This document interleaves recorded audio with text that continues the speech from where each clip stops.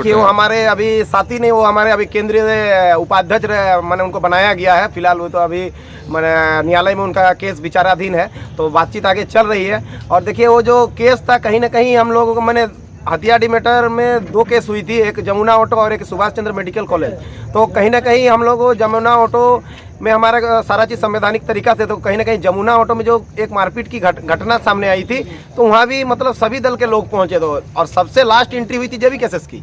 तो कहीं ना कहीं हम बोलेंगे राज्य सरकार मैंने किसके दबाव में काम करी तो हमें नहीं बात तो मालूम, लेकिन कहीं ना कहीं आंदोलनकारियों को मतलब दबाने की कोशिश की जा रही है। और सोचिए आप, आज देश में मैंने एक रात में न्यायालय का खुलना हम समझ सकते कब खुलता है।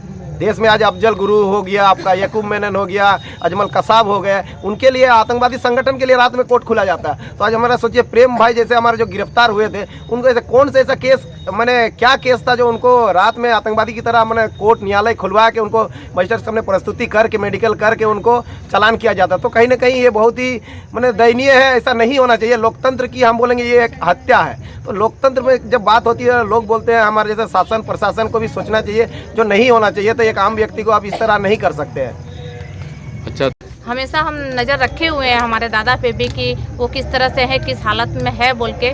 और आगे कोर्ट के हिसाब से जिस तरह से देखा जाए कि आगे वो क्या संज्ञान लेती है, इस तरह अगर कुछ आगे कार्रवाई नहीं करती है तो हमें भी कुछ करने पे आगे विवश होना पड़ेगा। मजबूरी बोलते हैं ना जिसको, कि आज अगर हम चुप है तो हो सकता कहीं ना कहीं हमें न्याय मिलेगी कि गलत तरीके गलत ढंग से जो हमारे आज प्रेम माटी दादा को जो अंदर की हुई है, इसमें कहीं ना कहीं प्रशासन भी पूरी तरह से जिम्मेदारी है। अगर प्रशासन अगर गरीबों पर इस तरह से अत्याचार करेगी, और सिर्फ क्या मेरा बोलने का मतलब क्या विधायक और सांसद इन्हीं लोग के लिए क्या प्रशासन बना हुआ है?